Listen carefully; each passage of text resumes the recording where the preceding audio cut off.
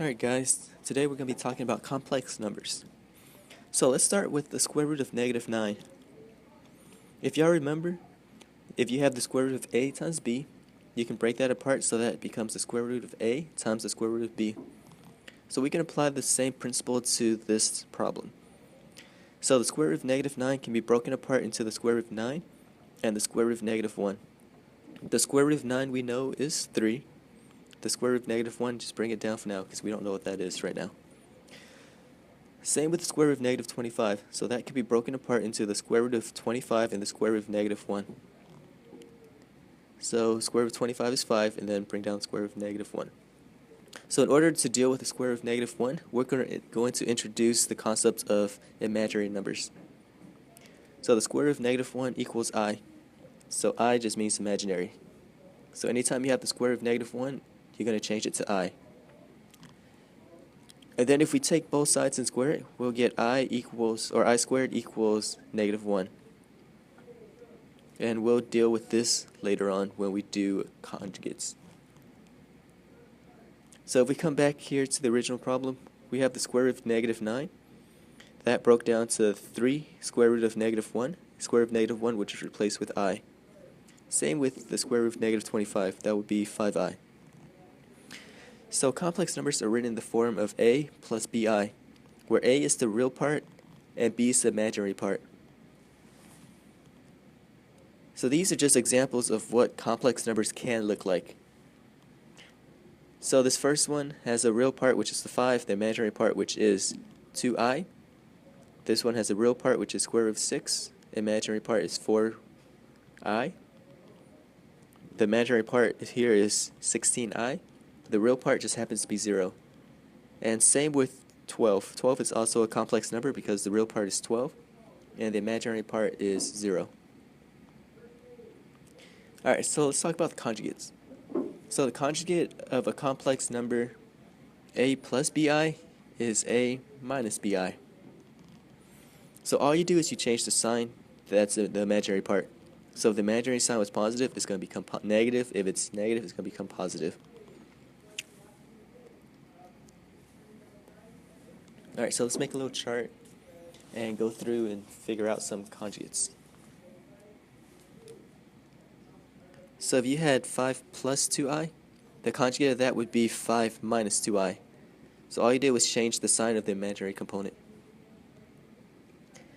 So 3 minus 4i becomes 3 plus 4i as the conjugate.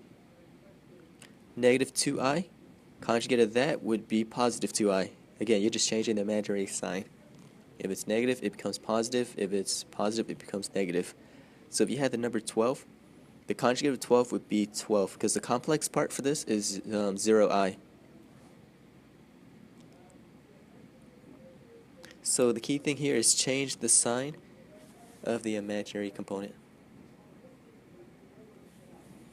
Alright, so now let's get into the operations with complex numbers. So adding and subtracting complex numbers. All you have to do is add the real part and then go back and add the imaginary part.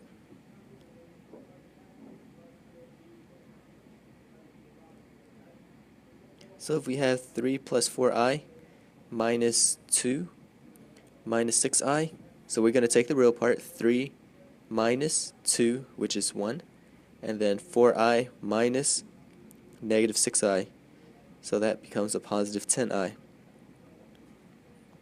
Alright, so another example. 7 minus 6i plus 2 plus 3i. So we're going to take the real part, which is the 7 and the 2. So 7 plus 2 is 9. And then negative 6i plus 3i is going to be a negative 3i.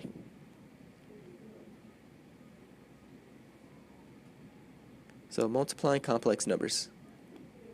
So you're just going to distribute, and then anytime you have I squared, you're going to take that and change it to -1. So at the beginning, remember the rule, anytime you have I squared, it's -1. It's going to apply here. So all you have to do is distribute. So you have 2i times 3 plus 4i. So 2i times 3 is 6i. 2i times 4i is a positive 8i squared. So you got I squared that's right here. So what you're going to do is cross it out and replace it with negative 1. So 8 times negative 1 is negative 8. Right here. So 8 times negative 1 is negative 8. And then you just bring 6i down. And then now the last thing you got to do is rearrange it where the real part is in front and the imaginary part is at the end. So when you multiply that, you get negative 8 plus 6i. Alright, so let's try this one. This is kind of the same thing, except you have to FOIL this time. So we're going to take negative 6 times 2, which is negative 12, and then negative 6 times negative 3i is a positive 18i. And then 5i times 2 is 10i, so plus 10i. And then 5i times negative 3i is negative 15i squared. And then again, you have I squared, so you're going to change the I squared to negative 1. So we have negative 15 times negative 1, which is a positive 15. And then let's combine terms. So we got negative 12 plus 15 we can put together, so that's 3. And then 18i plus 10i, that would be a positive 28i. Alright, so one more. So y'all can pause it and try to do it, and then afterwards check, see what you get. Alright, so again, this one is just like the previous one we did where we had to FOIL. So we're going to take 2 times 2, which is 4. 2 times 8i, which is a positive 16i. Negative 8i times 2, that's a negative 16i. And then negative 8i times a positive 8i, which is a negative 64i squared. And then, since you have I squared, you're going to replace that with negative 1. Negative 1 times negative 64 is a positive 64. 64 plus 4 is 68. And then the 16i minus 16i is 0, so that goes away. So your answer for this one is just 68. So if we look at this, we're multiplying the conjugate. So we have 2 minus 8i times 2 plus 8i. So these are conjugates of each other. Anytime you do that, the imaginary part cancels out and you're left with just the real component. So when we're dividing complex numbers, what we're going to do is multiply by the conjugate of the denominator. So we're going to take the denominator and multiply and figure out the conjugate of the denominator and multiply the top and the bottom by that conjugate. So we don't want I in the denominator pretty much, so we're going to try to cancel out. So in order to cancel it out, we're going to multiply by the conjugate of the denominator. Alright, so let's say we got 3 plus I divided by 7 minus 2i. So what we're going to do is take the denominator, find its conjugate. So the conjugate of 7 minus 2i is 7 plus 2i. So again, you're just changing the sign of the imaginary component. And you have to multiply the top and the bottom by the same thing. And then now it's just like multiplication. You're just going to take the top, FOIL it together, take the bottom, FOIL that together, and then simplify.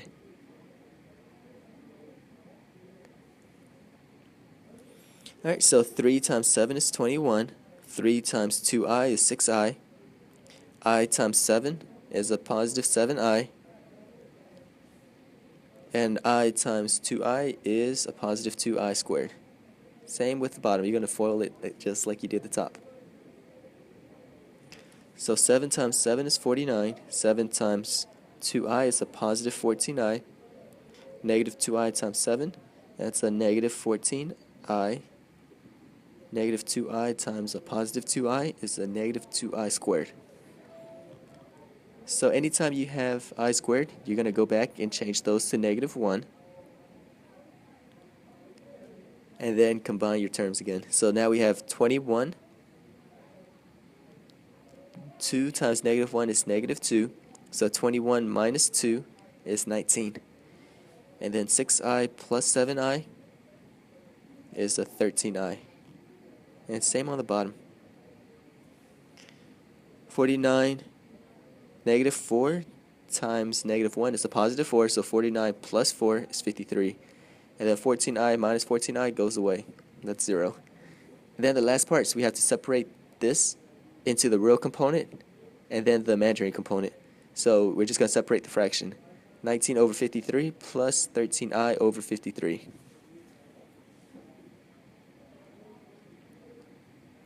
Alright, so let's try this one. So 2 minus 3i divided by 6 plus 4i. So again, you're going to find the conjugate of the bottom and multiply the top and the bottom by that. So the conjugate of the bottom would be 6 minus 4i. So now you have to FOIL the top and then FOIL the bottom.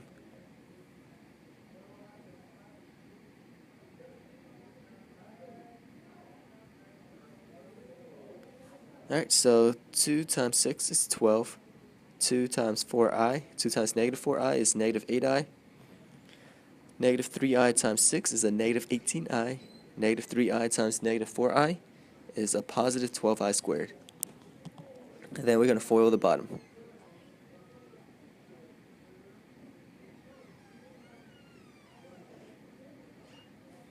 Alright, so after you finish FOILing, anytime you have I squared, remember change those to negative 1. And then you have a 12 minus 12, that's 0, and in the between you have negative 8i minus 18i, so that's negative 26i. And on the bottom you have 36, a negative, and a negative 16 times negative 1 is a positive 16, so 36 plus 16 is 52. And with this one, this is your answer. There's no real component, so you wouldn't separate it like the way we did the first one. Alright, so power of I. So I to the first is just I. I squared, we know that rule. That's negative 1. I cubed. I cubed is just a combination of I squared times I. So which is going to be negative 1 times I, which is negative I. I to the fourth power, you can break that apart to I squared and another I squared, which is negative 1 times negative 1, which then is positive 1. I to the fifth, you can break that apart to I squared, or I4 times I. I4th is 1, and then I to the first is just I. So that's 1I. I6, we could do the same thing. I6 breaks down to I4 and I squared. So I4, we know that as 1. I squared, we know that as negative 1. So 1 times negative 1 is the same as negative 1. So the pattern just continues. So it's always going to be I, negative 1, negative I, and then it repeats again I, negative 1, negative I would be next, and then I. So what we're going to do is try to figure out what I to the 14th is. And in doing that, the easiest way to do it is to break it down into groups of 4. So you're going to break I14 down into groups of 4. So I4 times I4 times I4 times I2. So the reason we broke it down to I4s is that I4 is the same as 1. So that means all of these right here are just 1s. And then you're left with I squared, which is negative 1. So 1 times 1 is 1, times 1 is also 1, times negative 1 is negative 1. So let's do I to the 23rd. I to the 23rd, again, break it down in groups of 4.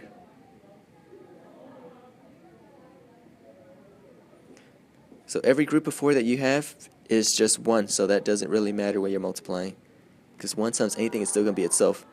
So all of these I4s are just 1, and then you're left with I cubed. I cubed, from back here, we know is negative I. So I to the 23rd reduces down to negative I. So another way you can do this, if you caught on to the pattern, is you can take the exponent, 23 divided by 4. Because every group of 4 that you have is 1, which wouldn't matter when you're multiplying. So you get 5 groups of 4, and then you got 3 left over. So the 3 is the one that's important, because we can go back to our chart right here. I cubed is negative I. So anytime you have 3 left over, that means you're going to go down to your third one in the pattern, which is negative I. So let's do one more. I78. So we're going to do it using the short way. So let's take 78 divided by 4. you get 19 and 2/4.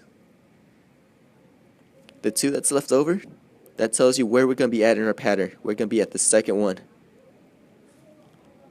We're going to be at the I squared level, which is -1. Alright, so these are some practice problems for y'all to do. So try to do them. We'll go over it in class on Monday or Wednesday. We'll go over this on class on Wednesday.